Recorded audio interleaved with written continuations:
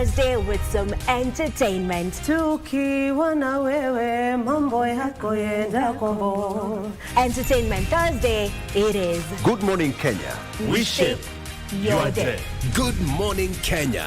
Every weekday morning on KBC Channel 1.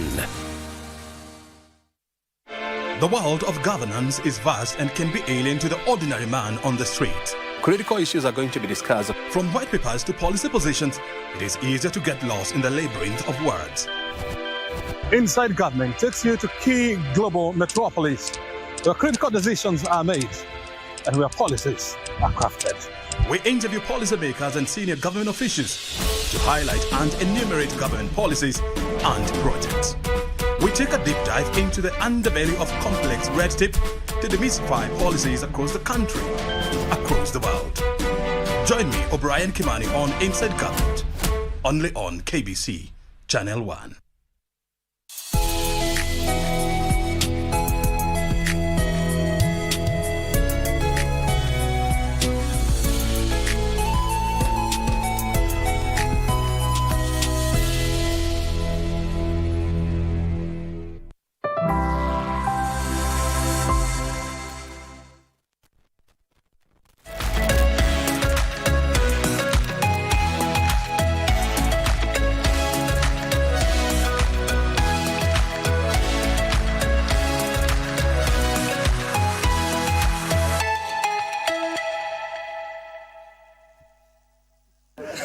No one prepares you. Good morning. Good morning. Good morning. Director, just take a long shot. There is just so much fun in this studio in the morning.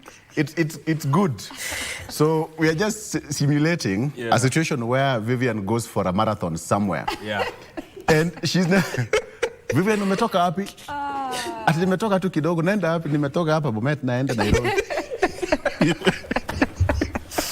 And she's coming to work. Yeah. So if you know the distance between Bomet, Peter Narok, kuja duka moja, Suswa, Maimahi, mpaka ufike hapa broadcasting house. Wow. So, good morning, Vivian.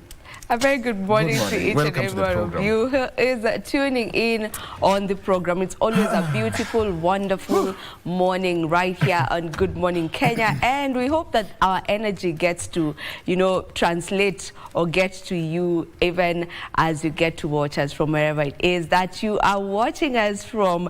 My name is Vivian Ndegwa, and today being a Wednesday, of course, we get to bring you some of the greatest women who are doing amazing jobs right here from within the continent and elsewhere, And today will be no different. We will be having a lady by the name Janita Collier, and she is a transformational speaker, coach, and entrepreneur as well. And she'll be here to talk to us about women as game changers. And we'll be talking about ways to equip women to lead boldly and purposely. You definitely want to stay tuned for that conversation that will be coming to you at around 8:45 a.m. Mike, how are you doing this morning? I'm very fine, and I hope also the energy that we exude every morning touches on you, because every morning here the spirits are high, the mood is positive. Yani, we are just ready for the day, and we hope that you also are ready for the day. Today being a Wednesday, we'll be taking a look at what the youth are saying. We are looking at beyond the ballot, inspiring young leaders to transform governance. What are they doing in their spaces in as much as they are calling for it from wherever they are? What are they doing to achieve this transformational governance? I'll be talking to Engineer Mwoki M. Kelvin, who is a youth leader and chairperson of Musa Kaite constituency, Sylvia Mutai, former UN and as leader and aspiring politician, and also Sam Njogu, who is the president of Nakuru County Youth Leaders Association, and Musau Faith, who is the president Machakos Universities and Colleges Students Association. Now, even as that is happening, I want to inspire you with a quote for the day. The man who can drive himself further once the effort gets painful is the man who will win. The man who can drive himself further once the effort gets painful is the man who will win. That is a quote by Roger Bannister. Good morning, Victor. Good morning. Great. That is a powerful quote there. Quote of the day. Welcome to the program. My name is Victor Lowe. The date today is the 13th of August 2025. It's Wednesday, Ladies' Night. Has they usually, but does it really exist, Vivian? Does it still exist? It does. It does Really? still exist, actually. Yeah. Okay. Okay, so the Devolution is happening, Devolution conference happening in the great county of Homa Bay. Yeah. And the president, including all the governors and all other government officials, include deputy governors, CEOs, parastatal heads, and all other stakeholders are in the county of Homa Bay. The president arrived there yesterday, and President William Ruto, Honorable Raila Odinga, Deputy President Kithure Kindiki will be among some of the dignitaries who will be delivering keynote address in that Devolution conference. And so today I want us to take a look at what is happening in the country when it comes to devolution, where we have missed the mark and actually where we have also gained some progress. That is 12 years down the line as we enter the 13th year of devolution. So that is what I want us to talk about today. Wilson Sossion will be here. He is a former NAT SecGen and former nominated member of parliament. Professor Emmanuel Mutisia, who is a lecturer and also an economist, will also be here, as well as Wakili Gibson Gesore. So let's talk about devolution 12 years later as we enter the 13th year. I'm told that Homa Bay accommodation is, it's terrible. It's terrible. So some of the dignitaries had to move all the way to Kisii, Migori, Rongo, some as far as Kisumu. I have info that some of them actually moved to the nearing county of Kericho County. So from Kericho County, you can either come to those people who know that road from Kericho, you come to Sondu, to go to Katito, then straight to Homa Bay. It's quite a distance, though. It's because of devolution. And Vivian and Mike, I mean, that was the whole essence of having devolution, so that bread is spread across the country.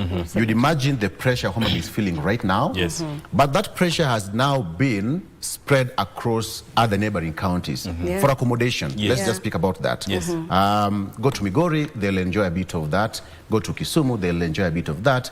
And now, that's what devolution is all about, right? Absolutely. Yes. And even when you look at it from an economy perspective, I mean, it's doing exactly that, because now the hospitality industry in those areas is booming, must be booming, you know, from even just the accommodation places to where people will be eating throughout these 4 days, because it's a 4-day conference. So, I mean, it's exactly what Victor is saying. Like, it is what was supposed to happen when you talk about matters devolution. So it's a good thing. It also points out to the investment opportunities that are there when it comes especially to hospitality industries, because these devolution conferences seems like they revolve around counties, which means if there are possible opportunities where people can invest in hospitality industry, accommodation and everything, and that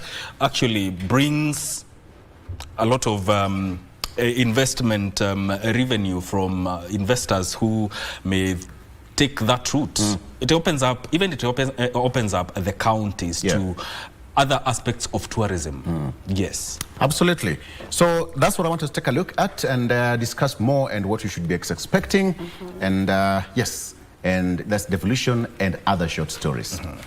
So we are taking a very quick break, and when we come back, taking you through the front page of local dailies, and then get straight into it on our discussion. Stay with us.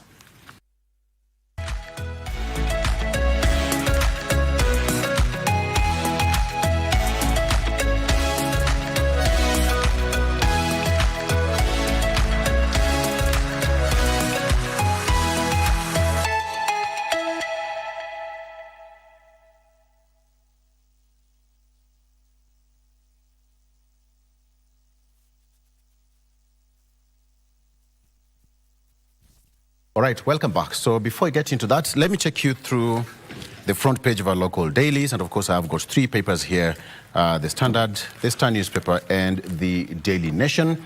And before that, let me also give you a quick update on what we should be expecting in the Africa Championships. That is CHAN happening in some of them spread across the continent.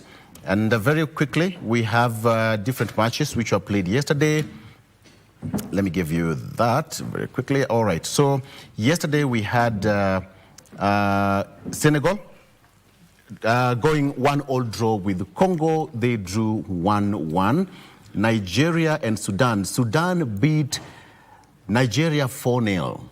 That was unprecedented. We all know how Nigeria is a very tough team. And now Sudan beat Nigeria 4-0 in the group stages. So today we are expecting Madagascar and Central African Republic.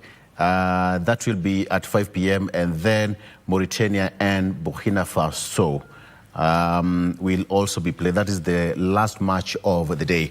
Remember, all these matches are live here at the KBC, CHAN Eco KBC. So starting 5 p.m., Madagascar, Central African Republic, and Mauritania will take on Burkina Faso in the group stages. All right. The biggest match, we are still waiting for the biggest match that is coming weekend, and that is what we'll be having here. Just before he even speaks, Sosion is already here. All right. Okay, he's already here, and we're expecting other guests to arrive. Well, let me take you through the front page. There you have him. Very soon, you'll get to hear his voice. All right. So let me take you through the front page of the local daily, starting with the Standard. Devolved corruption, that is what I have here on the Standard newspaper. Devolved corruption, all right. And there are several former governors who are highlighted on the front page. And it says that billions looted, services gutted, 12 years after devolution's hopeful dawn, county halls have become epicenters of graft, from Okoth Obado's turbulent tenure to Ferdinand Waititu's high-profile trial. A parade of governors past and present stand accused of plundering public coffers. Hospitals without drugs, ghost projects, and unpaid workers now define the devolution story as a promise of bringing services closer to the people morphs into a feeding trough for the well-connected. That is what I have here on the Standard newspaper. And on the top head, CHAN hosting rights in jeopardy after security breaches tickets mess. There was a high-level meeting on Monday between different ministries, including that one of the Interior Ministry, to try and iron out the issue of ticket chaos and security breaches around the stadium. Ticket chaos and political meddling are threatening Kenya's CHAN 2024 quarterfinal hosting rights as politicians flaunt stacks of tickets and funds storm gates. The FKF and LOC are in the dock. So that is one thing that is threatening CHAN, and we still appeal to members of the public that this is an opportunity that we as Kenyans have been waiting for far too long. Please, let's not destroy what has already been. It's already home. So let's be cautious in everything that we do.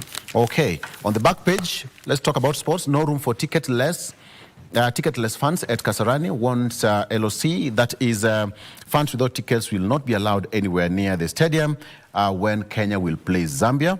And now, CAF has accused Kenya of serious security breaches. Fellow Kenyans, I know you're listening to this, and please just be cautious, because we risk getting banned in the knockout stages, and this is one of the most crucial stage in football. So the local organizing committee is also expected to make several trips and tours at the stadium. All right, so there we have it. Let me share this with Sosion. Good morning, sir. Good morning, Victor. Karibu sana, karibu sana. Asante sana. Thank you very much. Okay, and Professor Mutise is also here. There you have him. You'll hear his voice shortly.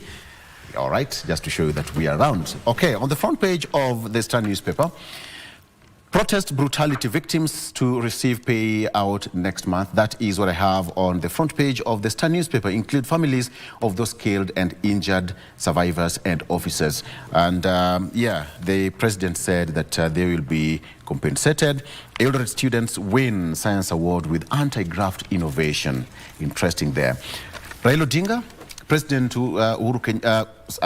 President William Ruto and Deputy President Kithure Kindiki to deliver keynotes as 2025 DevCon opens in Homa Bay. It's a well-attended function with over 10,000 people expected to attend. So that's what I have here. Taxpayers face 198 billion shillings penalties for agencies' unpaid loans. CS John Mbadi is the man at the center.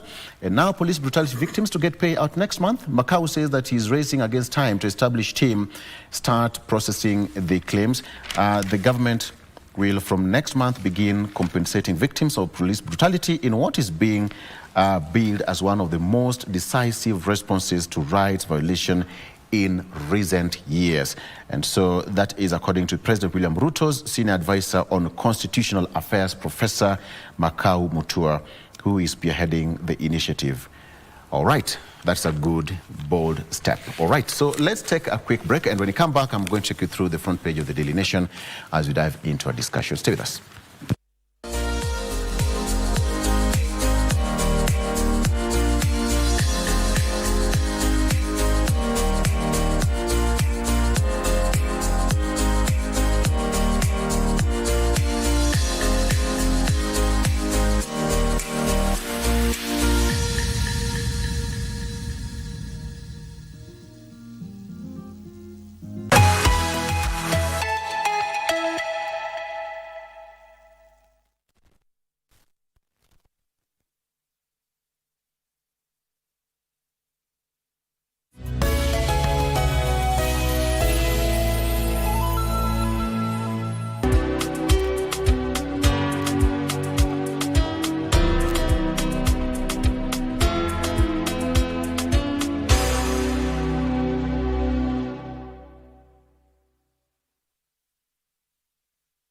The young generation awakens on Y254, the leading youth TV station in Kenya. We treat you to current affairs, entrepreneurship, health, and human interest conversations.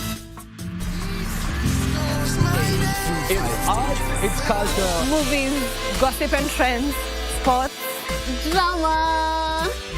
We bring you a vibe like no other, straight to your living room. to keep you informed, inspired, entertained, and most of all, refreshed.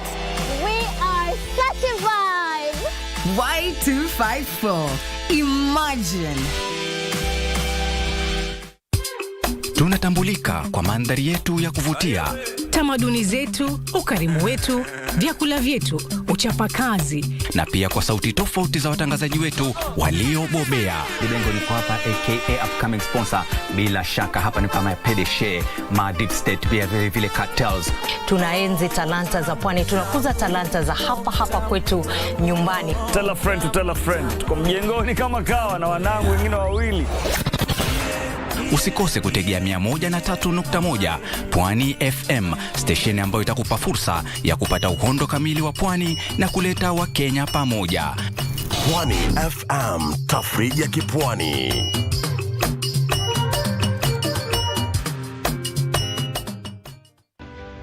Nataka ku-urge Kenyans wajitokeze kwa wingi, wa support Harambee Stars sababu sisi ndio host na Kenya tuna need the 12th man so that to support the boys wa perform vizuri in Chan and #Chan iko KBC.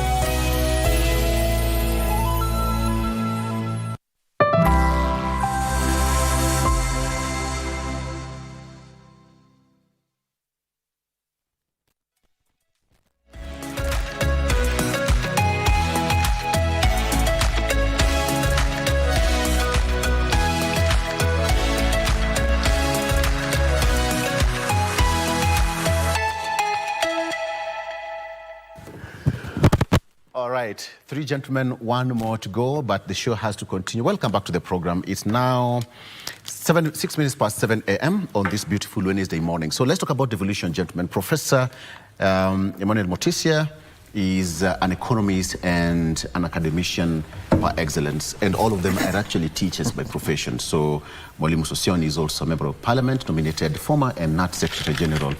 2 great gentlemen. Gentlemen, thank you so much once again for coming to the show. Okay, so let's get into it. Before I get into that, let me take you through the front page for the sake of fairness. On the front page of the Daily Nation, Alam SIEBC risks bungling mini polls. That is on the front page of the Daily Nation. Alam as IEBC risks bungling mini polls. Already, the polls agency has scheduled several parliamentary and ward by-elections on November 27th. But the legality of the date has been contested by critics who argue that it fails beyond the 90-day constitutional limit and exposes conduct of the vote to a legal challenge. Polls body assures Kenyans, saying that there is no legal hurdle to the upcoming ballot. I think it's long overdue, and many people really need that representation. Many wards, many constituencies across the country really need that that space. Gentlemen, let's start. This is where we all heard that name, Charles Muga Kabisai. And the veteran is no more yesterday. He was all here.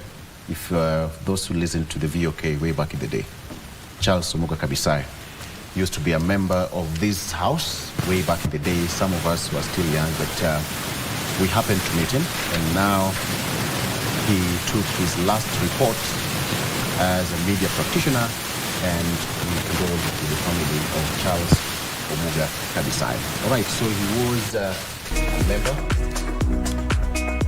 Okay.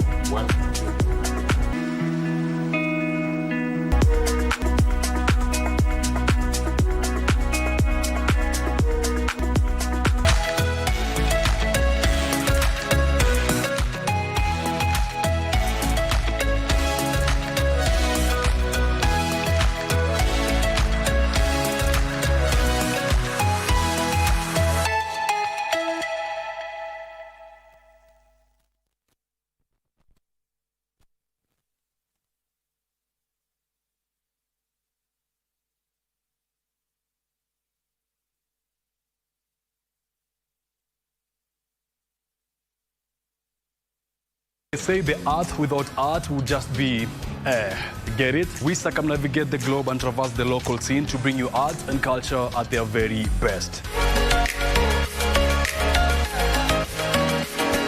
From fine art, culinary art, performing arts, and even cultural events, you name it, and we have got you covered. My name is Kevin Kasioki, and I will be serving you this and much more each and every Friday at 8 p.m. only on KBC Channel 1.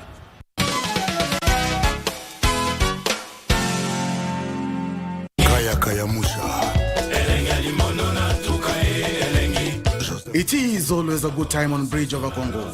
Catch us every Saturday from 10 p.m. till midnight. Join me, the Rumba Supreme Leader and the Grand Ayatollah Simeon Mfumo Kimbango and Winnie Marie Jose, Bridge over Congo. Mungu esilaka na nzungu te kasielenge Mungu esilaka na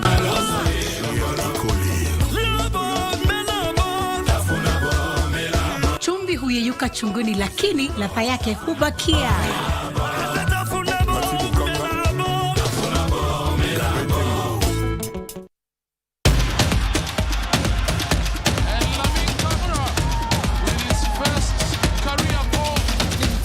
Hesabu kwa ajili ya kusherekea fasili na asili ya soka barani Afrika, ligi za ndani na magwiji wasiotambulika. Mangeni Alvin anaichanja ndani uzuri, David!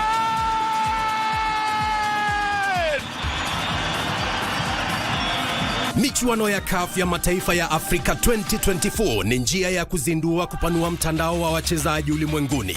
Timu itakayoshinda itazawadiwa dola za Marekani milioni 3.5 pamoja na kujivunia kulinyanyua kombe hilo.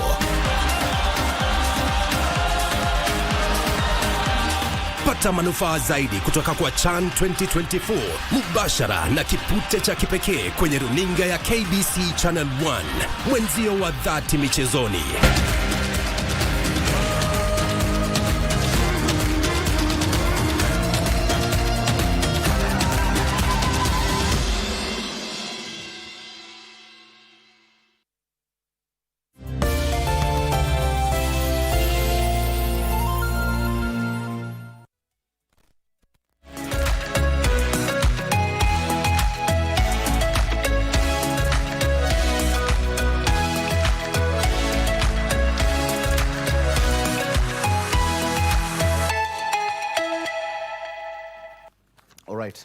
Sorry for that, and apology. That is a technical hitch. It happens quite often. All right, so let's get into it. Let me start with you, Mwalimu Sosio. Now that we are here, 12 years down the line, we are getting the 13th year of Devolution. First of all, let me just start by perhaps 1 minute, an opener. What are some of the hits and misses that we have experienced cumulatively in 12 years? Yeah, cumulatively in 12 years, and I've said time and again, it has reached a time we pause and audit devolution, conduct a thorough audit, and assess and evaluate whether we have achieved the original intention of devolution.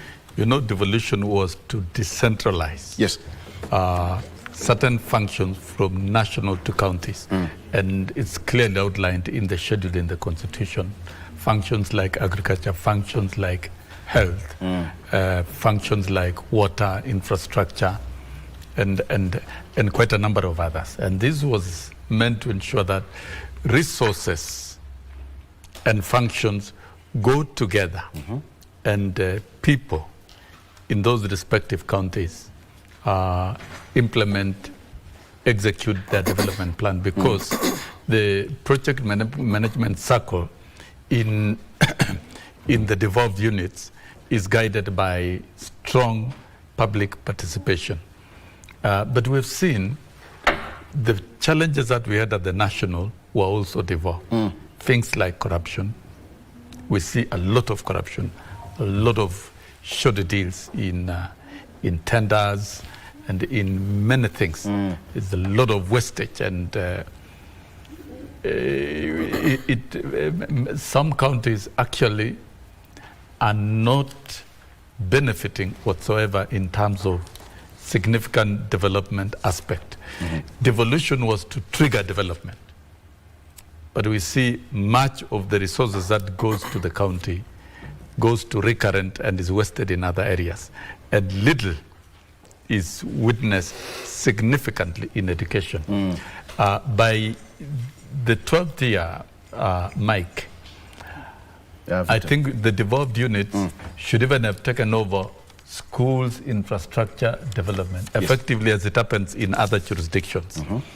Because if you visit other jurisdictions, like say for example, the US, the states and counties, and actually the counties, do a lot of work in terms of education.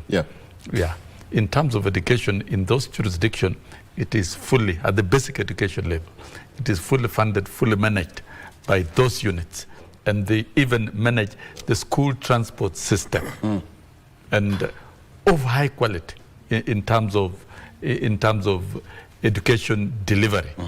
And here in Kenya, we still believe the whole responsibility of delivery of basic education, though it's in the schedule of education, is a function of national government. But I believe very strongly infrastructure delivery and other aspects can be done by the devolved units. The other social service that is critical is healthcare. How our healthcare facilities in those devolved units, the dispensaries, which now are supposed to help in the rollout of universal health coverage. Actually, the success of UHC is the architecture of the administration of devolved units. What have they done in terms of modernizing the health centers, equipping those health centers, and employing personnel to run those particular health centers? We've seen doctors, nurses, and medics year in, year out, agitating, and looks like the management of the human resource, the capacity is way too low for the counties. So there's a lot to be done in terms of audit, and to be able to see and project when such can be mitigated, and we have the right intervention measures in place, so that a conference like this one is about addressing the gaps in those particular functions and proposing pragmatic, robust intervention measures with clear timelines, so that our people and the people of Kenya can feel the value of devolution. Thank you. That's a very good opener. But Prof, again, today's governance, today's theme is about good governance. That's a sub-theme for today. And every day has a theme. Today is day 1, good governance. Day 2 will be about human rights and social justice. That is on day 2 tomorrow. And then day 3, it's also financing equity and inclusion. That is about the last day. But let's talk about the theme, today's theme. Devolution conference, I mean, it's about good governance. What do you really make of that theme? He's also talked about some of the devolved units, which is the real backbone of devolution, good governance made closer to Wanjiku. Thank you very much, Victor. And I think my brother, Sashon, has started it very well. That over the last 12 years, what we should be looking at is first taking stock of the achievements, the progress, and the gaps. So that we can sort of go back and look at the Constitution and see whether what was envisioned in the Constitution, is what we are doing, as devolved units. Number 2 is about, of course, the functions that were transferred from the national government to the county government, which, of course, are the ones that that would be mentioned: health, water, education, and so on and so forth. But when it comes to governance, the key to devolution was bringing governance structures closer to the people. So that we can bring services to Mwananchi at the lowest level structure of governance in the system. But when you look at what is happening, and I think I'm happy that corruption has been mentioned, most of Kenyans do not feel that governance is getting closer to them because of many reasons. One is the requirement of ensuring that there is active citizen participation in the development process that is required to be undertaken by counties.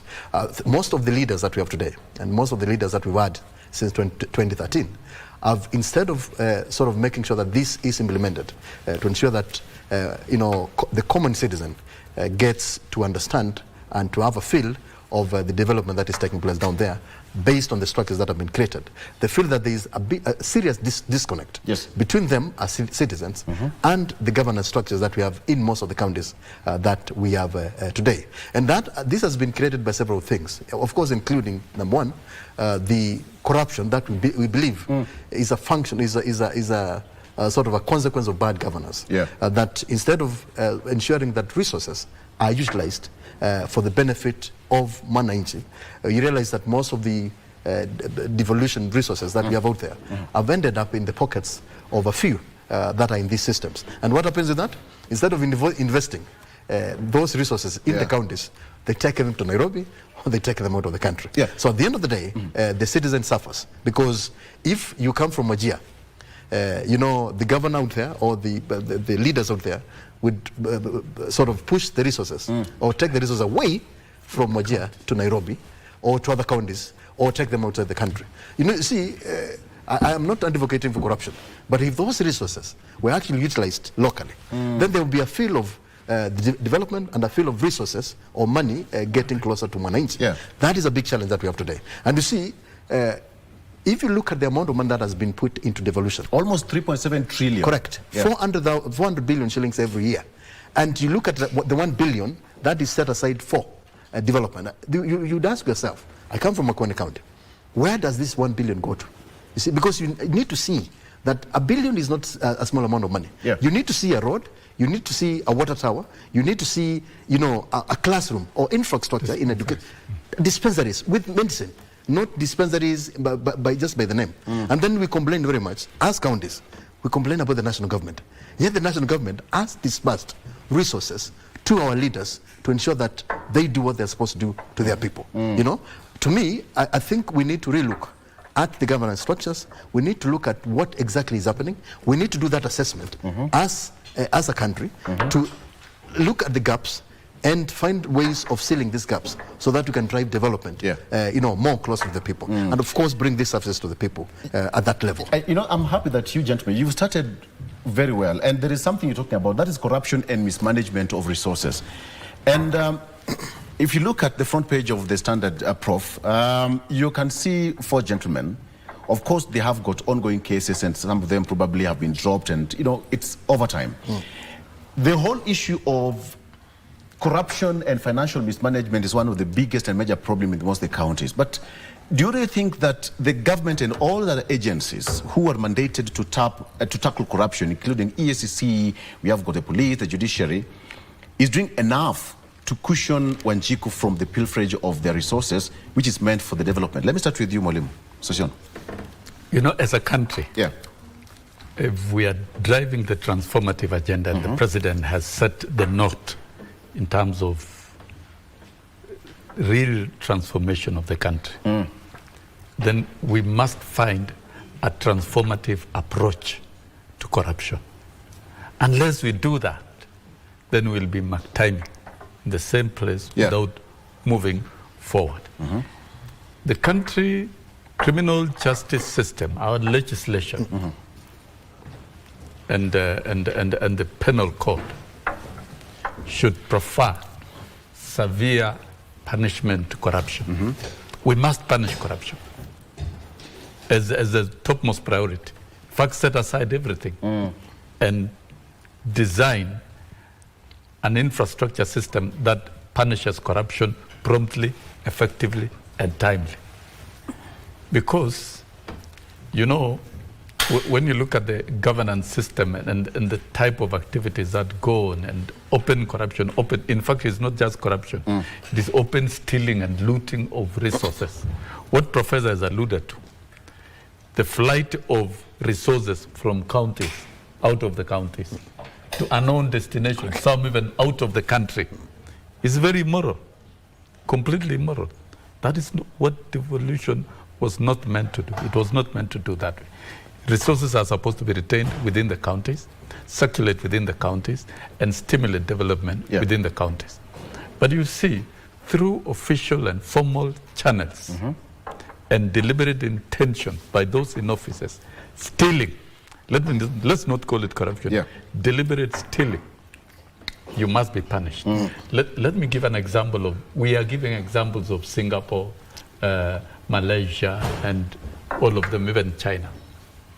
In those countries, I have my personal experience of visiting several ministries in Malaysia, and this is what we were told. The Sharia laws that operate in that particular country punishes corruption, and punishment is by death. Go to Asian countries. If you are found and implicated in corruption in the morning, in some countries, you will have been processed in court. By midday, and dead in the evening. and you will have been punished by 4 p.m. And that is why people avoid corruption in public service. But here we talk of, let us reduce corruption, we are massaging. We are not accepting that this is a cancer, it's a vice. We must all kill it. And until and unless in our governance system within the country, we deliberately fight corruption, criminalize corruption, and those involved and mentioned should never move anywhere near public offices, but rather be punished. And all proceeds from corruption must be recovered and reverted to the people. Because it belongs to the people, wherever it is, whether it is out of the country. And what belongs to the counties must be recovered and taken back to the county. Yeah. Those who have built homes and magnificent structures in the cities, those buildings should be identified, sold out, and money reverted to the county. That really paints a grim picture on what devolution was really meant to achieve. Wakili, good morning. Good morning. Welcome to Good Morning Kenya. Thank you. Karibu sana, karibu sana. So Sion talked about, you know, in some countries, you get accused in the morning, by midday, it's a done deal. As a wakili, is that even possible in Kenya today? That would mean a serious traveling between court corridors and all that. All right. So let me just get your point. 12 years down the line, before we take a quick break, 12 years down the line, Homa Bay hosting it. Quick hits and misses? Thank you, Victor, for inviting me, and Karibu. thank you, gentlemen, for being on the panel. 12 years for devolution, what I can say is that it's a good measure because it was some set of fresh air into our system. And largely, if you look at, other than the Chapter 4 of our Constitution, the other thing we largely talk about the 2010 Constitution is devolution. And we have been able to work with this baby. We've been able to nurture it up to where it has reached. There are misses, hits and misses, as we can say. When we started off, we had the likes of Machakos, where we had a very vibrant governor who only seemed to know what devolution was all about. But I'm not sure whether he finished with the same speed he wanted. Then we had Makueni, which almost collapsed, but then later stood out and came out to be one of the strongest counties in terms of governance and in terms of exercising devolution as it was supposed to be exercised. So those are some of the initial county developments which we were able to realize. And then thereafter, we've had a litany of litigation cases in terms of corruption, money lost, and some other very interesting things which we have seen in the counties, which if you dare sit down and listen and follow through, you'll actually be shocked. So this devolution conference, which is happening in Homa Bay, your county, yes,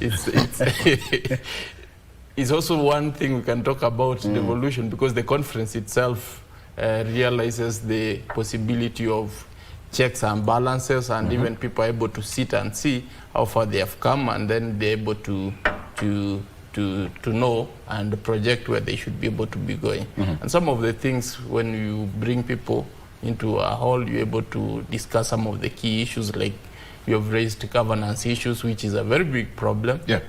And then we also have to talk about the issues of the role of the national government in terms of disbursement of resources to the counties, which has been a very big challenge in terms of realization of devolution.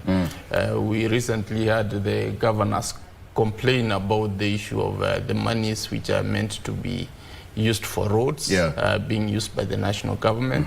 That's one of the biggest misses which we ought to fix, because we need to ensure that we have good infrastructure in the local counties, and even disband some of the national government institutions which are meant to be utilizing resources which are meant to be serving the counties. The other thing which is really I need to say, and it's very sad, is the fact that if you want to be bankrupt or to be broke in this particular government, you need Victor, for example, to resign from here and become a communication expert in Homa Bay. That is the easiest way to get to poverty, in your own hometown. So sometimes the employment structure and what I've highlighted, that they are not able to receive disbursements in good time, leads to employees suffering. Basically, talk about pending bills. And then there's also the aspect of pending bills, where we have had even people die out of that, where county governments are totally not paying, and their only excuse is the perpetual issue that, we're not receiving disbursement. But then other counties have really managed it well, which begs the question, is it the issue of management, or is it the issue of having people in office who have capacity to understand how to spend these resources? I'll talk about that, because let's talk about capacity deficits in most of the counties, where now there's lack of qualified personnel when it comes to infrastructure, for example, to effectively implement some of these devolved functions, particularly when it comes to the issue like planning, budgeting, and human resources in the county. So let's take a break. When we come back, much more. The president is expected there to officially open it today and actually this morning. So let's take a break. We'll be right back with more. Stay with us.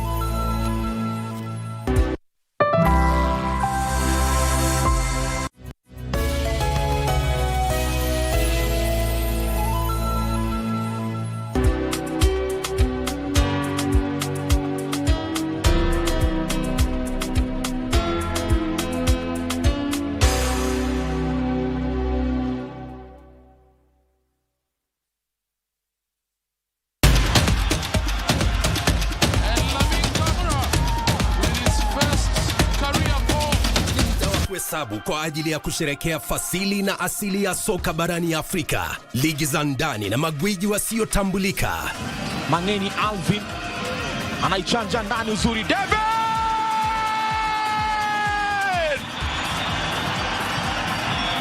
Michuano ya CAF ya mataifa ya Afrika 2024 ni njia ya kuzindua kupanua mtandao wa wachezaji ulimwenguni. Timu itakayoshinda itazawadiwa dola za Marekani milioni 3.5 pamoja na kujivunia kulinyanyua kombe hilo.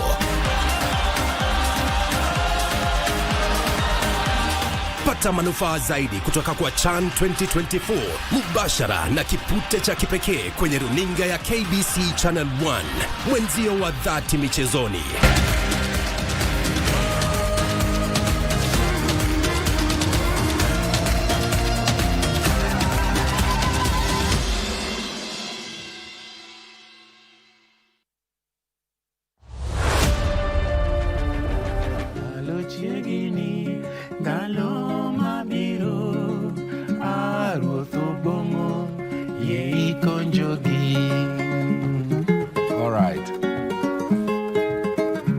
Katamana sokani Uganda mane madilo harambe. Katamana sokani Uganda mane madilo ya.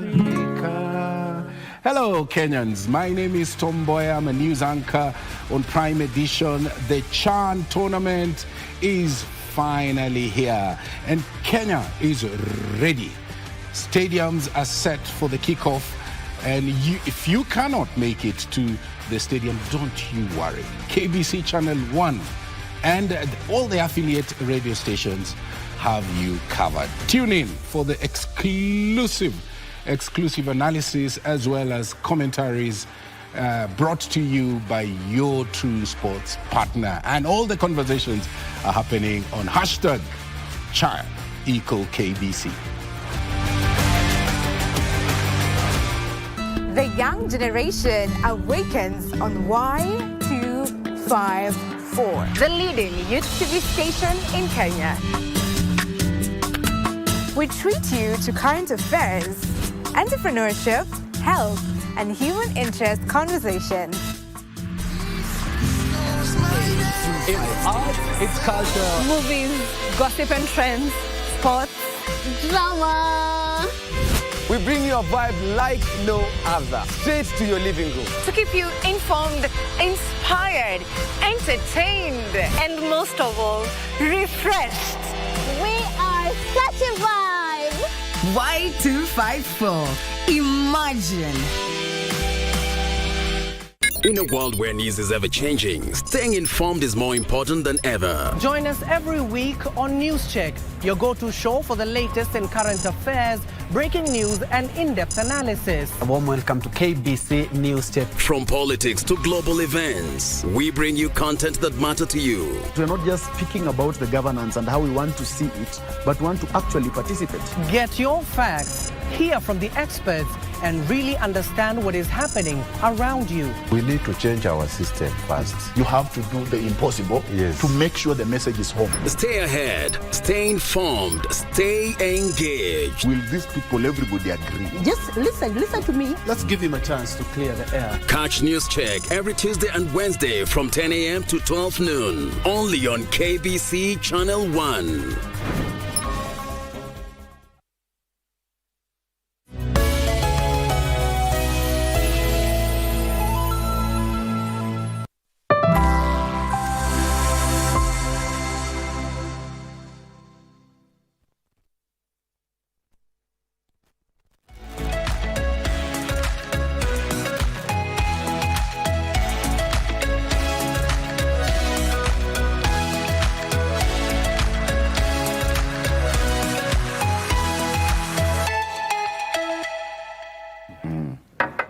Okay, welcome back. So let's talk about capacity deficits. That, Prof, that we really need to talk about some of the counties lacking qualified personnel and, of course, infrastructure to effectively implement some of these devolved functions. I mean, when you look at what's happening in some of the counties, do you think we are still grappling with human resource to fully implement some of these policies that were meant to be taken care of in the counties? Certainly. I think that one is one of the gaps that my fellow panelists did allude to, that when devolution came into place, there was some level of expertise that was required to make sure that this was fully, the functions that were sort of outlined in there were fully implemented. And certain part of it was the human resources, human resource infrastructure, because you need to have the infrastructure out there. You need to have the people who have the capacity to drive the kind of development that we need to see in counties. Now, that was not the case, because we needed to prepare our people to the level of understanding what they needed to do. What was done was just to duplicate, what was being done at the national government. And certainly the retooling, the re-engineering of the skills that are required in the various sectors that were devolved at that particular time has not been done up to date. And when you look at what is happening out there, when you look at the kind of staff, and the kind of expertise gaps that we have out there, that will tell you why some of the progress that we expected to have made by now has not been done, that has not happened. And that starts with the governors, because the governors have brought into play the political influence, that instead of getting the right people, instead of recruiting the right people or competitively, they end up bringing people who are just their friends, their family members, and so on and so forth. People who do not really understand what they need to do as a people in delivering the agenda to the people in that particular county. We see some of the counties having some level of re-engineering and retooling of skills, reskilling, upskilling of their staff. But there are very few counties who have got on that level, because the levels of the governance systems and the levels of the capacity of the governors that we have at the moment, because the governor is the ultimate lead in ensuring that some of these things are delivered. When you look at the gaps that we have across the various counties, there are counties that are ranked tops. There are others that are never seen anywhere. If you look at the top 10, in many cases, of course, we say that those top 10 are politically instigated. But when you look at those counties that we talk about, there are those counties that we never talk about. Sometimes when I look at that list, the first 10, the first 20, there are counties that appear nowhere. Why? Because we needed to have people who have the capacity to, drive that agenda of development of those counties. Now, what are we supposed to do? You see, part of it, we did talk about education, because education is the foundation of getting the right people into the system. Number two, we did talk about the governance challenges, that instead of bringing somebody who's not qualified, please go for the best if you want your county to get the best. Number three is now the usual reskilling, upskilling, and providing those opportunities for the staff to go through a re-engineering process, because the development needs and concerns are changing every time. And if you're not able to align ourselves with what is happening and to with the rest of the world, with the system, we must evolve with the system, Victor, as you put it. If you do not do that, then you are going to be left behind as a county and as a country, because a county is a foundation of the progress that we want to see in this country. We're talking about the agenda. Look at the agenda of the government, the national government, and go down there and look at the agenda of each of the counties, you see? Now, if you want to move forward, given the kind of function that we have, you need to align your development agenda with the national development agenda. So that we reap big from the national government. Us as a country, when you talk about Vision 2030, we also align ourselves with the global development agenda, you know, Africa 2063, or even the Vision 2030. No, the SDGs, UN, the UN SDGs 2030. We align ourselves so that we can also compete with advanced countries in the world. I would also want to look at what my brother Sachin just said. You know, off the line, we're talking about, you know, advanced countries, or the Asian tigers, for example. We always give ourselves examples of, you know, we were there 40 years ago, and we are still there. You know, 40 years later, guys have moved, countries have moved, we are there as poor countries. Why? It is because of the choices that we've made as a country. It's because of the governance gaps and inefficiencies. Choices we made at the beginning. Exactly. And that is why we are giving examples. That is after independence. We are giving examples and saying, if Soshoni is a governor today, and you know, he is not able to run his county well, what would happen is that he and his people, members of staff in the county, will start leveraging the resources of that county, and instead of using those resources to develop that particular county, instead people would want to go and build in Runda, put their facilities in Karen, or even move the money to Dubai, because everybody wants to live that kind of life. Now, sometimes we would say it's better to put those resources back in the county, so that when you see a magnificent house, it is built with the resources of that county. Now, the challenge that we have today is that if you look at 2013, 2022, for example, because I think that is when a lot of money was stolen by those guys who started the devolution process. Those guys were employed at that particular time, the directors, the CEOs, the ECMs or CECs, as well as the procurement officers, started building these big houses in the village. But I think we can give it to them because they were learning on the job, and we did not have the robust system like the EACC way back then. You know, it was something new to us. So the system to stop corruption was still weak until we got... They took advantage of that. As you also comment on that, let's talk about the issue to do with the synergy between the national government and the county governments. That something is also touched, because that collaboration is quite important. For you to get the resources from the national government and the county government, there must be some sort of synergy. You know, the general spirit of the Constitution that separates roles of counties and national also provides for collaboration. Right. Because both counties and national government are governments of the Republic of Kenya. And that collaboration is key. And it has to be deliberate. And it is domiciled in the character, personality, and intention of the leaders who are elected. If they don't intend to collaborate, then it's going to be a nightmare for the people of that particular county. And if I pick a very good example of Homa Bay County, Governor Gladys Wanga was very intentional from the beginning of collaborating with the national government, and particularly the president, even before the chemistry of Raila Odinga and William Ruto coming together. But Gladys Wanga was very deliberate in building a synergy with the national government.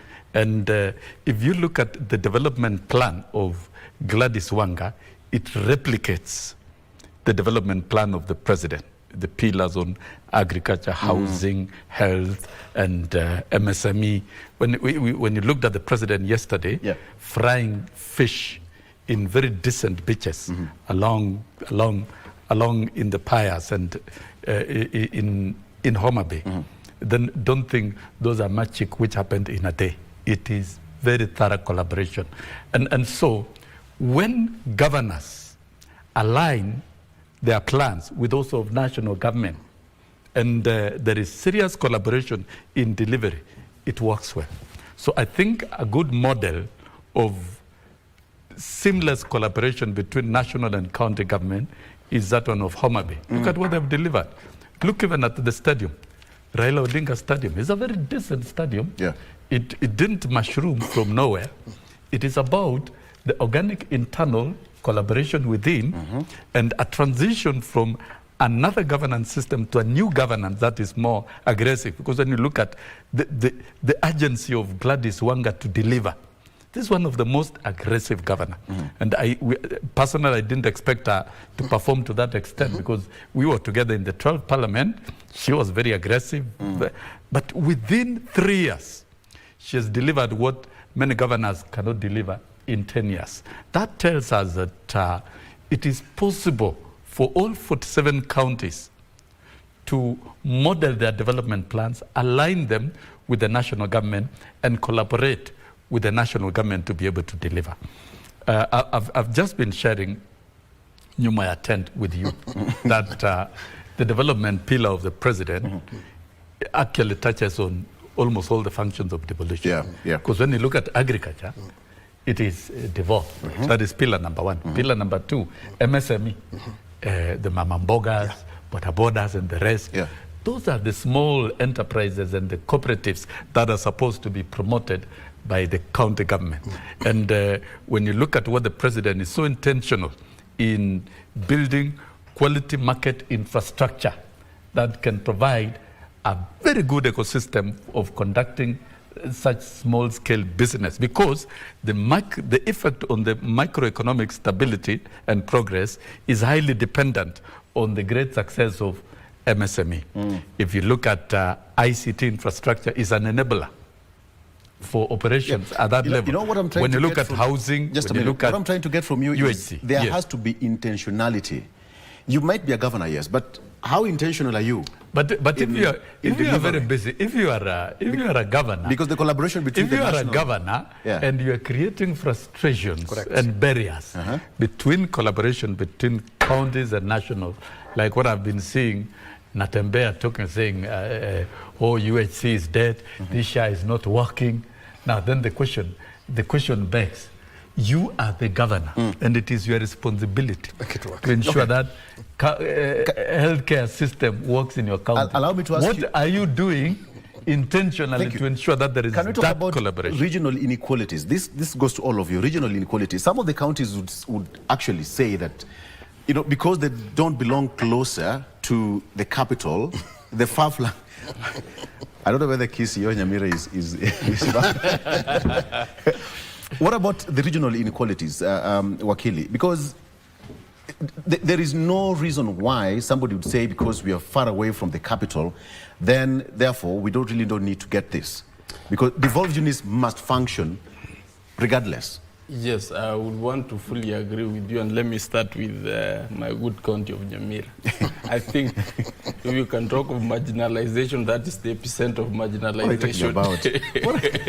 Because you can actually not trace any county government project for the last, whatever years which we have been having. I hope they're listening and watching. I mean, it's not a secret, but what you're saying is true. We have seen counties like, if you currently go to our good county of Turkana, you might imagine, people think that Turkana is just in the bush, but it has one of the best infrastructures as we speak than any other marginalized county. Mandera itself, I think they have been there and have seen serious development which has been able to be exercised. Wajir itself was able to get its first tarmac under devolution. Just to mention, the deputy governor of of Mandera was here. Yes. And said that there is free education in Mandera County. Would you imagine that? Yes, those are free some education. of the gains which you can actually say that devolution has been able to deliver. Yeah. But as my fellow panelists have been able to highlight, there has to be a very intimate relationship between the national government and the county government for you to be able to deliver. The challenge we have is that some of the devolved units will want to go it alone, and that becomes a very big challenge.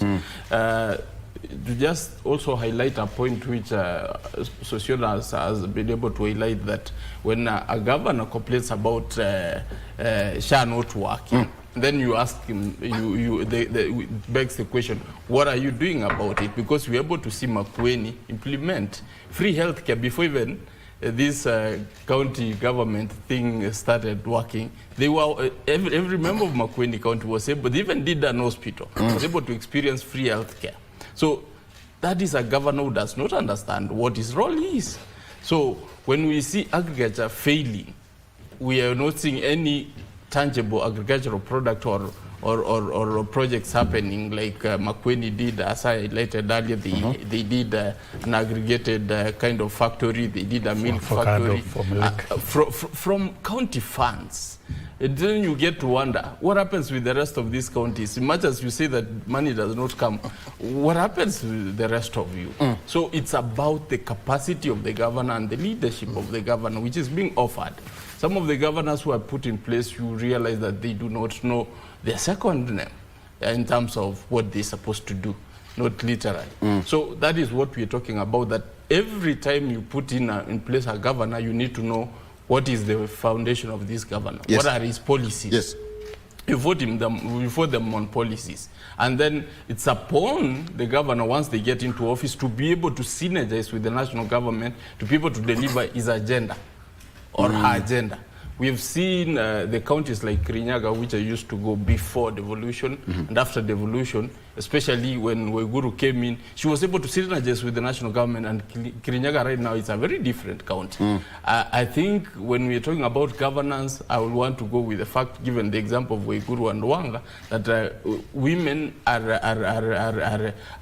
really scoring in terms of delivering for the people, in terms of governance, not to also foreshadow the aspect of what we talked about, what I talked about Makueni, which was able to also implement very good governance structures, which the current governor has also been able to pick from and be able to push forward.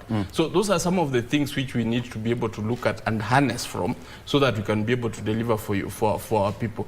Some counties never had the issue, for example, the issue of healthcare. Some counties never had basic infrastructure, but under devolution, we've been able to see, much as we've been changing, been able to see very good infrastructure taken to the counties. So the issue is capacity, which we were talking about. How do we bring in this capacity to actually maximize these opportunities? Because we don't want to have a city scan which does not work because of power.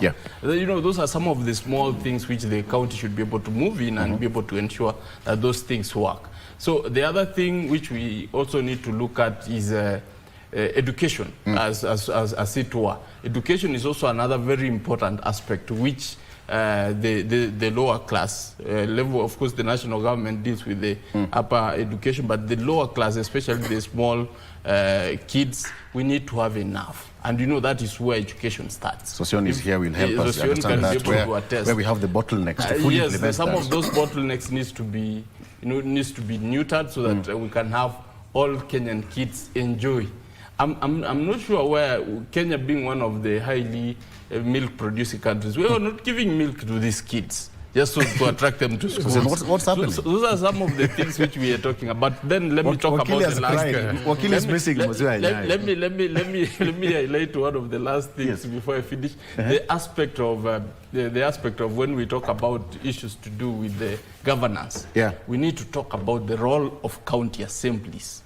We have seen one too many cases of impeachments, and that delays development, and that causes confusion, that causes panic. Some county assemblies have been able to hold governors to a chokehold that they cannot be able to deliver, so that they are scared.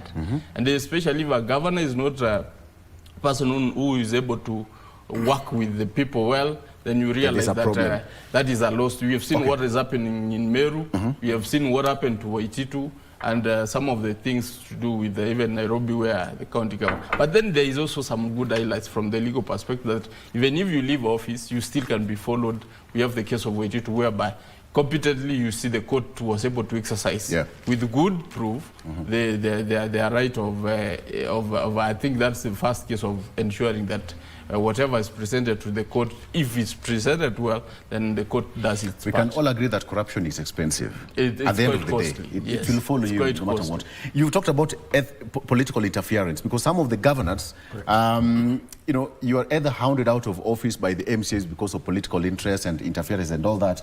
But, Prof, you can also talk about that, but also include the issue of the spatial plans of the counties, all right? a country will have a very good blueprint, whatever they want to deliver, and then you find a governor serves for 5 years.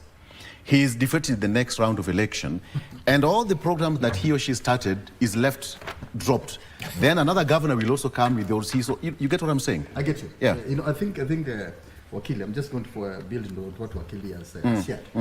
One, when it comes to marginalization, that concept is a concept that that applies to people who want to be marginalized. Yeah. Because we did talk about Gladys Wanga in Homa Bay, who is deliberately working with the national government, working directly with the president. And every governor in this country has that space to directly talk to the president of Kenya and ask for any support. The president is always available for that kind of conversation. Because for him to deliver on the 5-point agenda, he must work with all these counties to ensure that that development gets to the people. Now, some of the governors are not interested in doing that. Why? Because of politics. And that politics applies very well from where I come from. In fact, I come from Mokweni. So when we talk about Mokweni, talk to me because that is home. We have marginalized ourselves deliberately because we are told we don't want to get this development from this president. Let us wait for one man to be president and then get that development that time. And that narrative has been driven for the longest time possible. That even 15 years actually.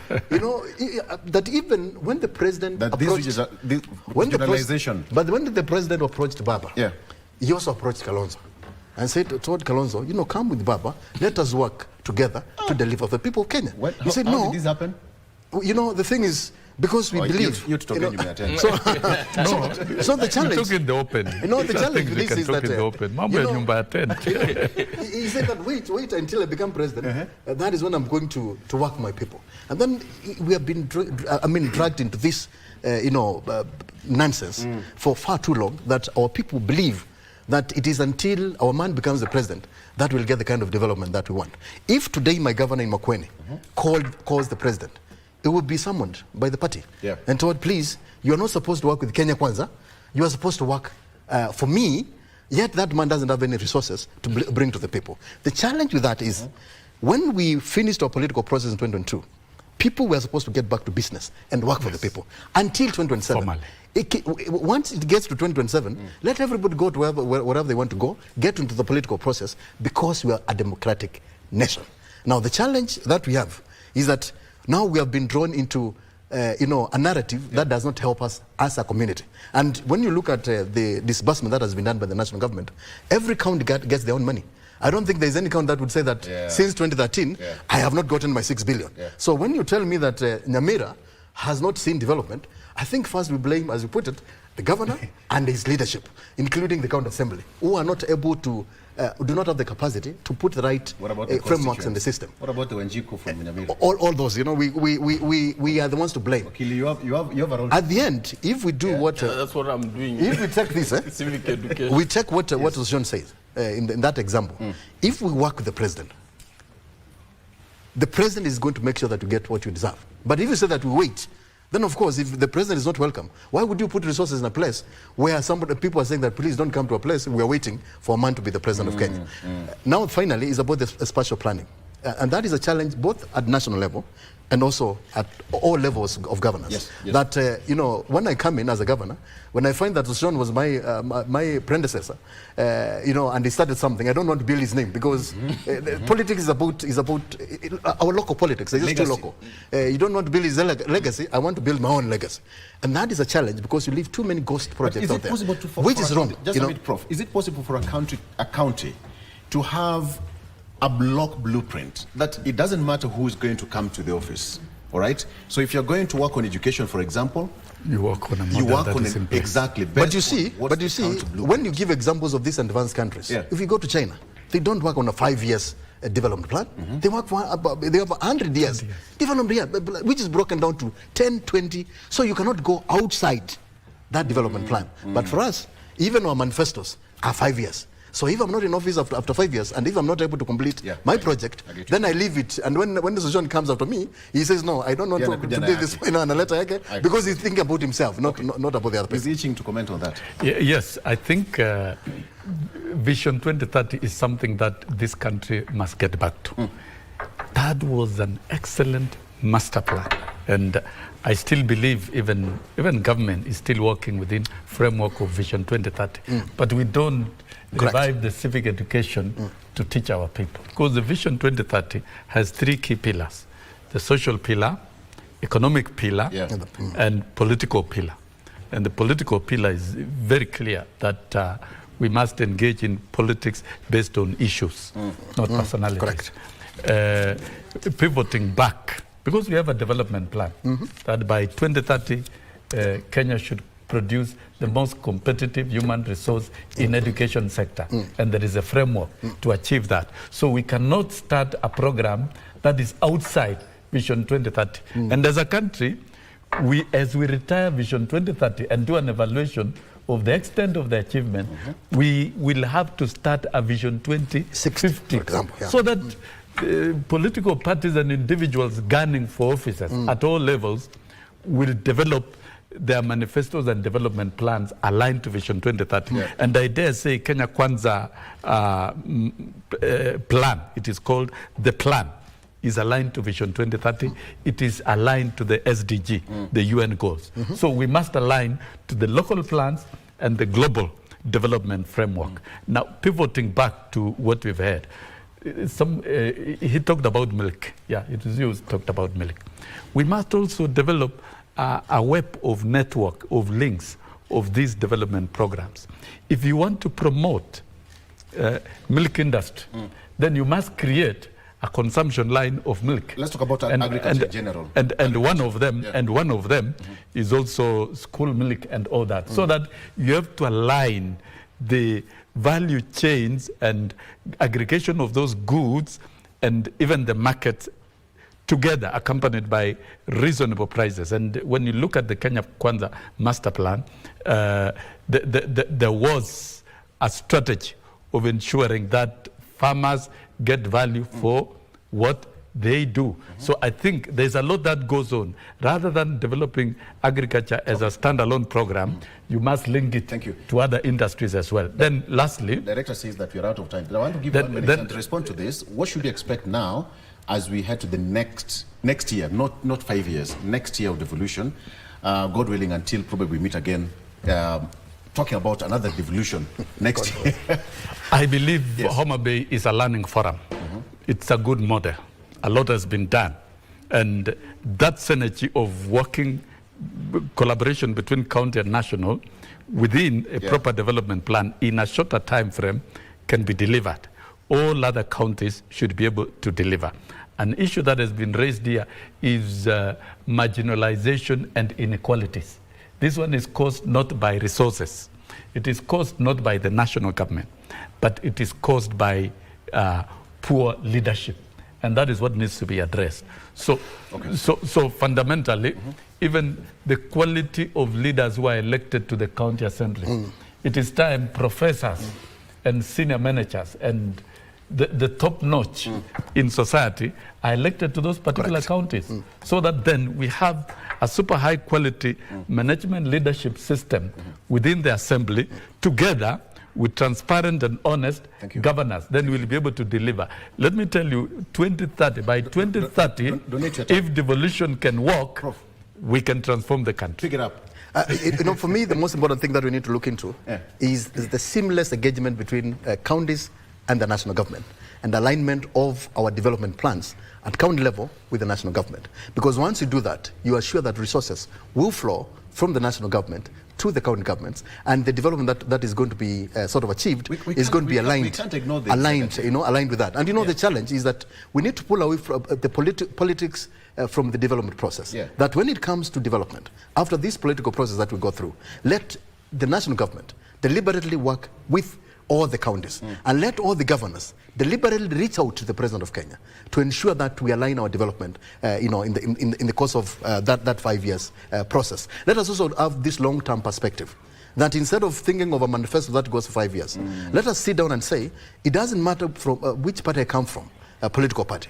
Let me sort of align what I am going to do with what the national government is doing. Because as Soshona has said, the national government of the Kenya Kwanza government, in the plan that we developed, we were involved in that process. Oh, really? It was comprehensive enough that it dealt more with the Wanjiku, the common citizen. And that is why when you talk about SMEs, we are talking about everybody at the bottom to try to build our industries from the bottom up. Okay. Until we do that, we'll just be talking about these narratives that Kenya should have been Singapore, should have been this and this. Yet we are not being able to put the right structures in place, and we are not interested, politically, to make sure that we get our people the development that they deserve. 1 minute, learned friend. Thank you. Or we are not learned.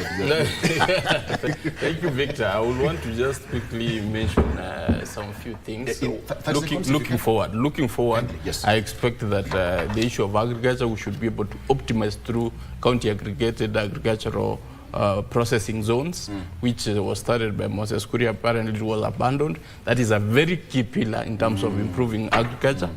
Then secondly, we need to institutionalize regional development. We can be able to tap into those. Even my own county government, which has not been doing anything, if projects are put in place which are regional, we will end up benefiting something out of devolution and because of the perspectives. And even the bigger the region, the better, because we're able to even allocate the kind of projects which goes into what region. That will also be able to help. The other aspect is the role of political parties, as my fellow panelists have said. Issues of governance have been affected by the politicians or political parties domineering. That if you are part of my squad, you should not be able to collaborate with the other one. That affects governance, and that can be able to be dealt with if we come up with very clear strategic plan. And then lastly, let me talk about intergenerational, which is a sustainable development goal, which we need to ensure that whatever developments we have started today should be able to benefit the next government or the next generation of people. That's why we need to ensure that whatever project started today needs to be finalized so that we can be able to develop counties wholesomely, and as a country will be able to be developed. Thank you, gentlemen. That is Gibson Gisore. The director was good enough. MSMI discussion was so good. So we have to wrap it up there. We just have to say that the president is going to officially open that conference today in Homa Bay, and today's theme is about good governance, and tomorrow is about human rights and social justice, and finally on day 4 it will about financing, equity and inclusion. That will be wrapping up the conference in Homa Bay. Gibson Gisore, Wakili, thank you so much for coming to the show. Professor Emmanuel Mutisia, who is a professor and economist as well from KAIST. Please send our greetings. And of course, Sosion. Wilson Sosion, former NAT Secretary and nominated member of parliament. My name is Victor Lo. Educator. Thank you for watching. Have a good morning. Bye-bye.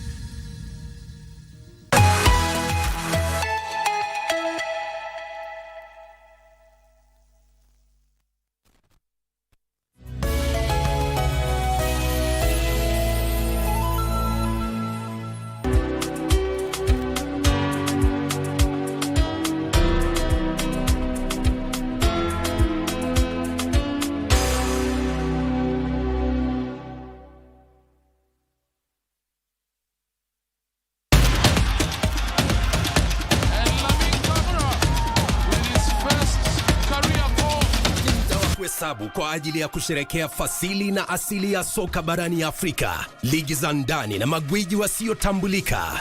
Mangeni Alvin anaichanja ndani uzuri, David!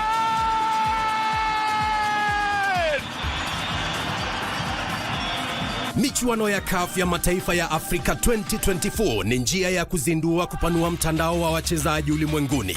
Timu itakayoshinda itazawadiwa dola za Marekani milioni 3.5 pamoja na kujivunia kulinyanyua kombe hilo.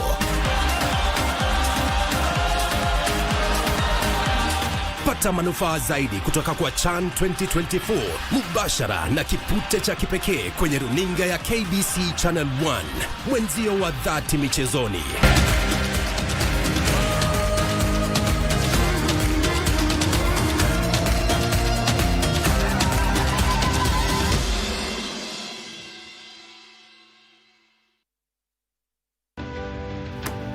Ladies and gentlemen, the stage is set for Chan 2024. Please watch out for every thrilling goal, every breathtaking moment on our radio stations, on our TV platforms, and all on our social media pages. Chan, iko KBC.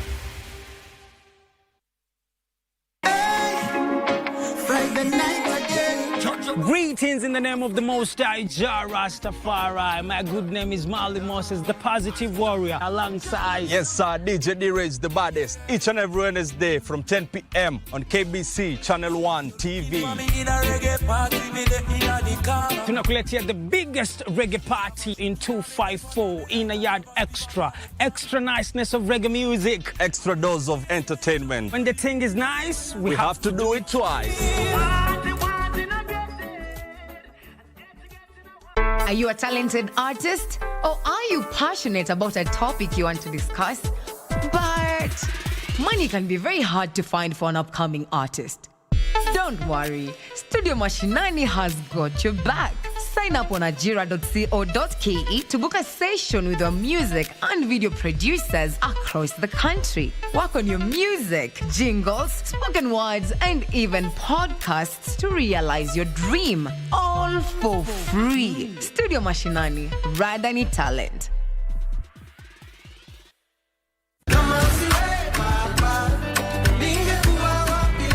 Praise the Lord. My name is Pastor Tim Wangi, and I want to invite you for a life-changing, transformative show. I was blinded and thrown to the floor on my knees, just like Saul. Conversations. Gen Z ni nani? Boldness mnatoa wapi? Kuna mentality fulani yenye inakujenga, si a rebellion really, but ni ya ku-question system. Engagements that are life-changing and provocative. When you are young, your core business should be to create value in yourself. Join me, DJ Andy C, bringing to you Kingdom Vibe, full of gospel bangers. Join us for Angaza Show. Every Saturday from 5 p.m. to 6 p.m. Only on KBC Channel 1.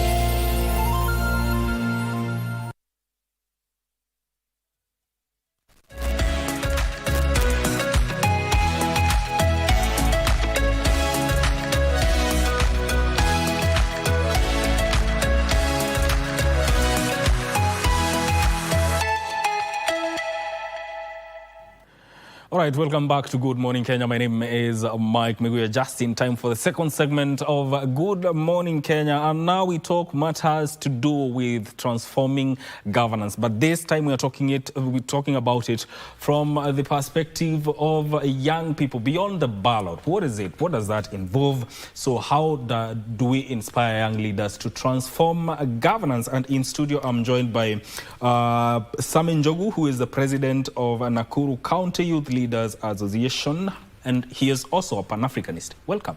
And thank you, sir. How are you doing this morning? I'm very fine. Yes. And grateful to be here. Karibu sana. Asante. And also, I'm also joined by Engineer Mwoki M. Kelvin, who is a youth leader and also the chairperson of Makueni University Students Association. Welcome to the program. Thank you, sir. How are you doing this morning? I'm good. Yes. First, want to greet all Kenyans who are watching us today live. Yes. In all the counties. Yes. And welcome them to the show. Yes. Now, you know, even before we start, we celebrated International Youth Day the other day. Let me start with you. What was your highlight of that day? Yeah, thank you a lot for the opportunity. Yes. And I must say that it comes at a very timely place where we are experiencing generational transition, not only in Kenya and Africa, but globally. However, we feel that a lot has to be done in matters equipping the young people for the global changes that we are expecting. And whether the expectations of the young people are met is still a question. Yes. And we will be highlighting reflections even from the various programs and various the debates that were held in the Youth Week, and we will be making submissions in the course of time. Yes. But I must say that there is a lot that needs to be done. I thank you, sir. Yes. Yeah. Mwoki, what about you? About the International Youth Day? I think it was celebrated yesterday. Yes. We saw the government arrange what we call an event at Masinde Muliro University. Yes. But still, matters concerning the youths have not yet been addressed to the ultimate level that we youths are requesting. There's a lot to be done when it comes to issues that are affecting youths in our community. Yes. We are yet to reach where we are supposed to be. Yes. The youth have been calling for transformational governance, but you two are youth leaders, and I want to start with you from where you are. What do you think has been the most standing out aspect that you have brought into the leadership space that you are in? Let me start with you, Njogu. First and foremost is to say that inclusion has not been intentional, leave alone the mentorship that we are looking. And a lot that has been done to us, we feel that may not be addressing the transition as well as the things that we are bringing on the table. Yes. And just to point out very quickly, first is our the intentional inclusion. Talking of this, we have state departments as well as departments in our counties where they have formed a place where we can serve. But looking down on what happens on the ground, we are really not effectively involved in matters decision making, in matters development, and whatever happens to us, we feel it's like public address, so to say. So what we are calling for is intentional inclusion. That is intentional intentional inclusion. So in matters, maybe at all levels, it has to be intentional. Absolutely. Yes. Yeah. Mwoki, what about you? You are a youth leader, and in that space, in as much as the youth are calling for change in the way our governance is done, how as a leader, what are you doing as a leader to ensure that whatever you are advocating for, you are doing it also? Yeah, as a young leader, first and foremost, I must say that in the space of leadership, youths are limited, first, due to lack of resources. Yes. That is one thing that we are all certain about. So if I was in a position to have all these resources and to be in a position where I can address issues from an elective position, there are things that I would change. Number one, we've seen having a lot of confusion in our leaders that they don't include youth at all and in any scenario. I would make a government that includes youth with a kitty and with specific objectives that we are attaining to help these youths progress. That is one thing. Yes. Number two, in matters of sports, I must decline or reject whatever has been happening when it comes to issues of sports. We are seeing leaders arranging tournaments, and these tournaments they will be played for a period of like 6 months, and what the youth will get is just a token of 15,000 shillings, which is so unfortunate. As a leader, I would arrange tournaments for people under 15, under 18. You know, these youths. This is where classify them. And I will concentrate more on under 13 or under 15. This is where talent is tapped. This is where talent is nurtured. We'll have scouts around. We'll make a lot of what we call training centers for our youths. But what is happening right now is just something to make these youths just loiter around in months with nothing, empowerment, which is happening. Yeah. We need to also mentor our young students, something that the government has really aborted.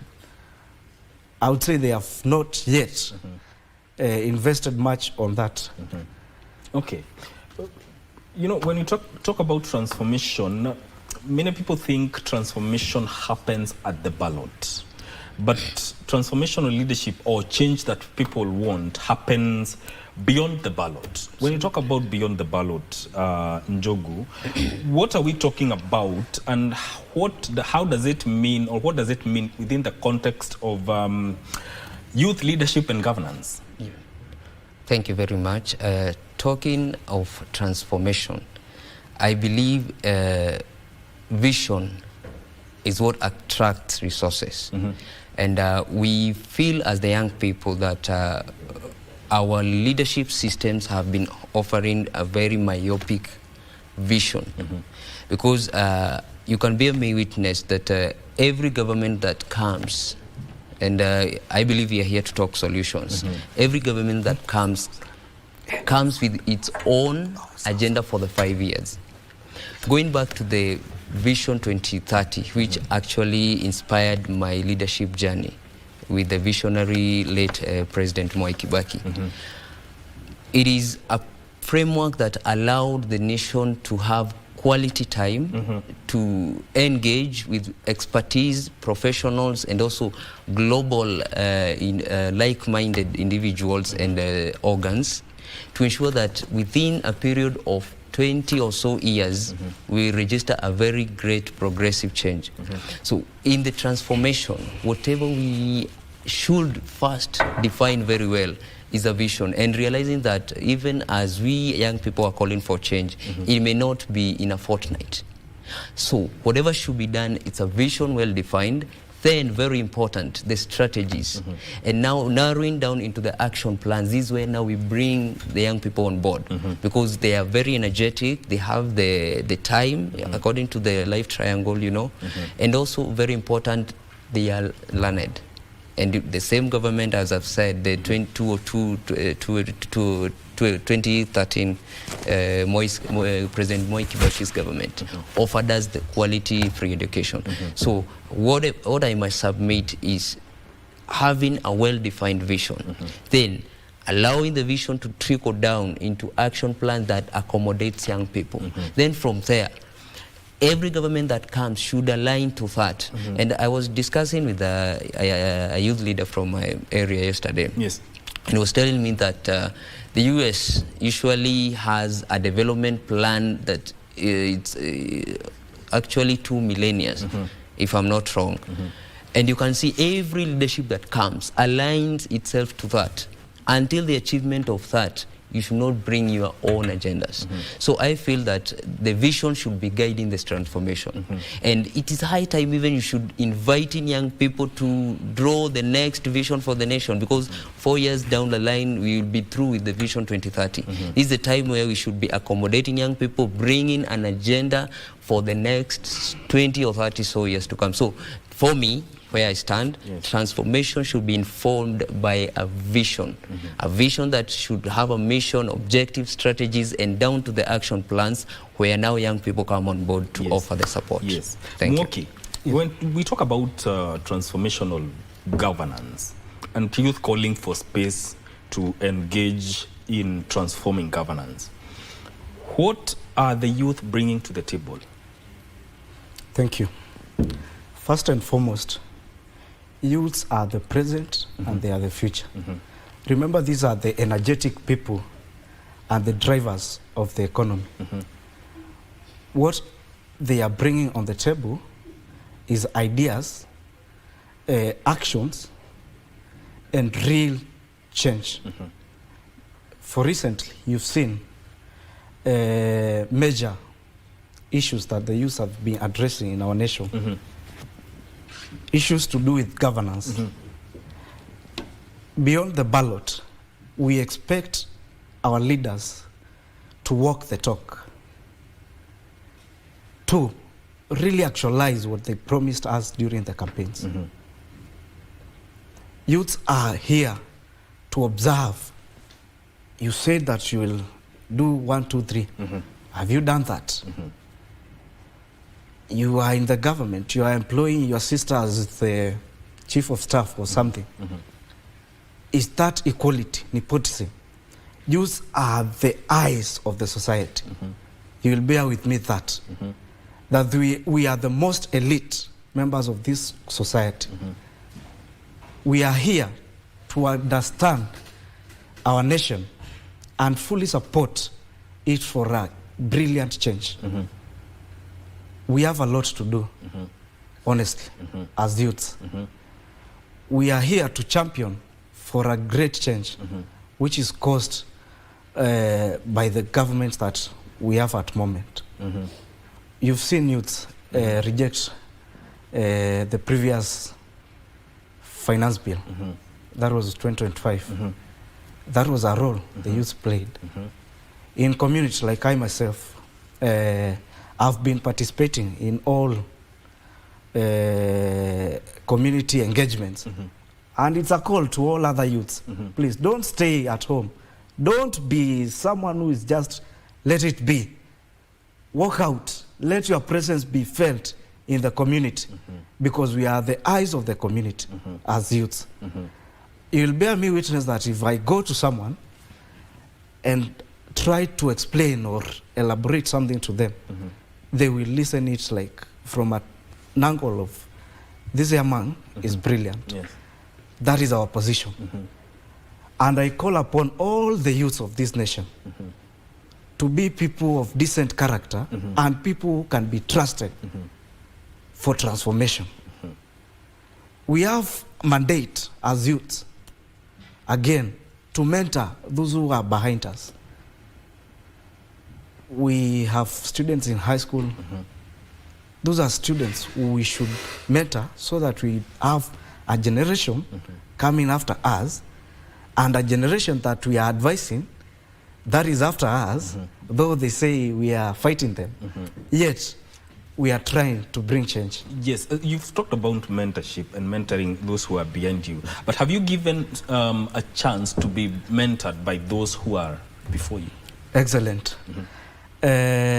We do listen. And I would also say that sometimes not all advice are worthy taking. Because someone will advise you, go throw yourself in the ocean.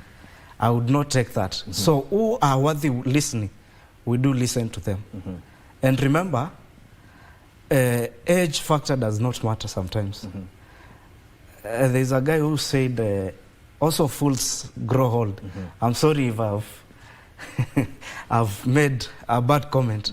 But we also listen to those who are ahead us in a way that they are mentoring us. But others, they would not take anything from the youth. They see the youths, you are telling me nothing. I would not buy anything from you, which is so bad, which is very, very, very bad. Please, we request them, as in turn, as they give us advice, to allow us also speak ourselves, to allow us also give our ideas and come to an agreement. Yes. Okay. Jogu, do you think, from your perspective, the youth want instant change, but it's not possible? Absolutely true. We wanted immediate change. And as I've said, and reckoning the very words of back Minister Muller, said that you don't change by trying to fight the existing reality. To change, you create a new system that makes the old system obsolete. Hold that thought. Hold that thought. Yeah. Let's go for a break. We'll continue from that point. Thank you, sir. Yes. Let's take a very short break. Good morning, Kenya. We'll be right back.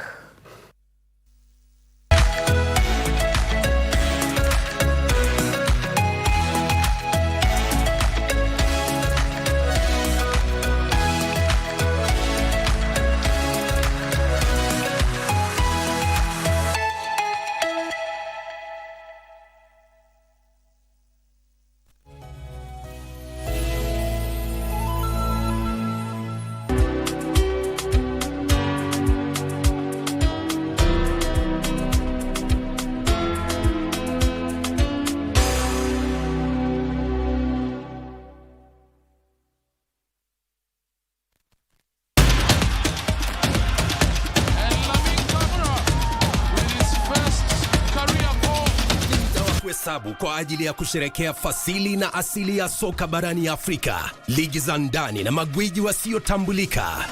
Mangeni Alvin anaichanja ndani uzuri, David!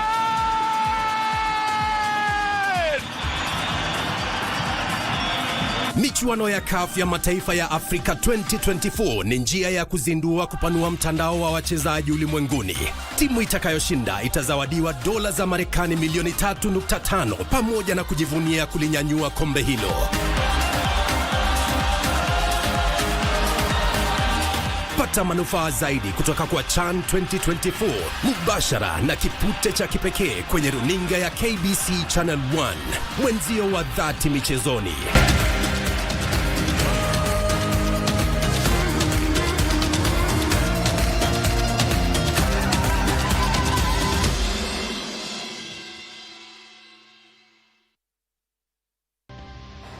On behalf of all the women in football and all the women in the country, we wish to cheer the Harambee Stars all the best in their upcoming CHAN campaign.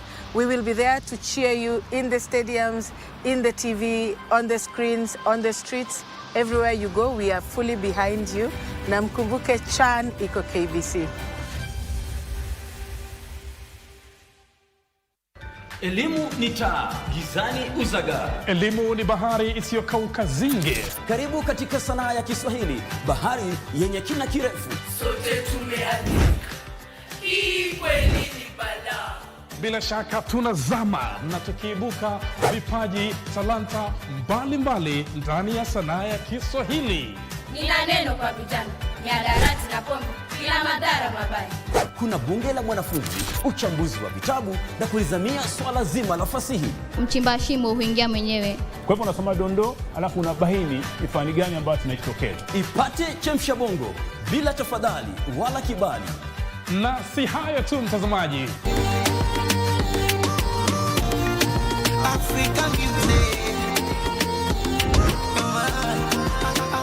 Kumbuka, ni sanaa ya kipekee. Tuchangamkie Kiswahili, tufurahie sanaa. I never heard a music so sweet. I repeat. Wagwan, me brethren, big things are going. Remember, each and every Monday we have to share down the place with nothing but the best of smooth reggae vibes in your favorite station. You know these things, man. Alafu kila Tuesday, kata simu tupo side, giving you Kenyan music from the 254. And of course, you can spice up your Wednesday by enjoying blazing hot hip-hop and R&B jams. We don't got no label. She says she want bottles. Vibes and vibes as we go all across Africa, Kenya, Nigeria, Ghana, all the way to Tanzania to give you nothing but the best on Afro Thursday. Make sure you make a date with us each and every single Friday with me, DJ_Liza Diva, DJ Cold, and me, Wanjiko. This is Club One Extra. Unanifanya nisikie kunyongwa, Hadija ai, mani especially ukisonga.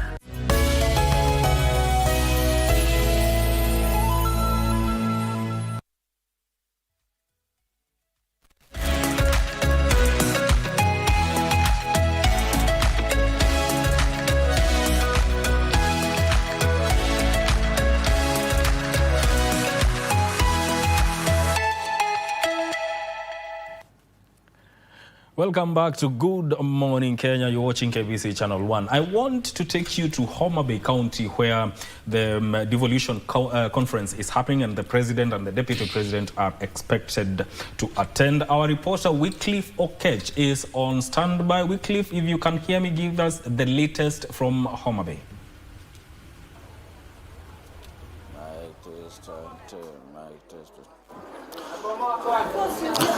Well, very good morning to you, Mike Mwigwi, back in Nairobi. We are back in Homa Bay County just within 2 months when Madaraka Day celebrations was held here in the county of Homa Bay. And this time we are back for the Devolution Conference 2025, which the Homa Bay County is hosting. And you can see just behind me, that tells you that it is all systems go. Like, yes, last evening we had a press briefing with the Principal Secretary in charge of Internal Security and Interior, that is Dr. Raymond Omolo, and assured of security that has been beefed up in the county of Homa Bay, not just in Homa Bay town, but in Homa Bay County regarding all the towns within the vicinity of the venue for the Devolution Conference 2025. And talking of security, you can see this tag that I'm having here. This is the tag that allows you access to this particular venue for the Devolution Conference 2025. And there is, talking of security again, like the Principal Secretary mentioned it yesterday, that the security measures are very strict, and it is very strict. Before I got in here, I went through more than 3 checkpoints, and that tells exactly how strict the security issue is being taken care of here at the venue of the Devolution Conference 2025. Talking of systems, I can assure you that it is all systems go. This is the exhibition area that I'm in, but just behind us here, that is where the main event is happening, the conference hall. And also there are other halls for the breakaway sessions that will touch on the thematic areas for this year's Devolution that is bordering on inclusion, equity, and social justice. Talking about that, the President is expected to open this conference officially from the 10 a.m. onwards, and we'll bring that to our viewers live when the President comes in to open this session. But again, you remember there are other functions, there are so many functions that have been devolved since the Devolution issue was implemented. One of them is health, that is being undertaken by the county government, although there's a bit of it that is also being undertaken by the national government. And talking of equity and social inclusion, that means there are also the private sector must kick in to join efforts with the county government and also the national government for equity in terms of delivering services to the wananchi. And such organizations, one of them is called Thalia Psychotherapy, that is talking much on mental health. And without further ado, you'll allow me just a minute or two to speak with one Mercy Mwende, that is the Chief Operations Officer in charge of for the organization that is called Thalia Psychotherapy. And Mercy, I'll just engage you briefly because I hear we are pressed on time. Basically, you are the Chief Operations Officer for Thalia Psychotherapy that basically deals with mental health. What do you do? And tell me the catchment that you have with the counties. Thank you very much. Yes, like you have said, my name is Mercy Mwende, Thalia Psychotherapy. We are in the forefront of changing how mental health is being addressed in our counties and the country at large. Our services basically focus mostly on ensuring that access and affordability has been taken to the common mwananchi at the ground, because that has been the biggest challenge. Most people are not able to afford those services, and they are also not available in our counties. Therefore, what we are doing is we are working with the counties to integrate that service into the system so that it is very easy for everyone that walks into any facility. They are able to be assessed and their mental health is checked on the go, so that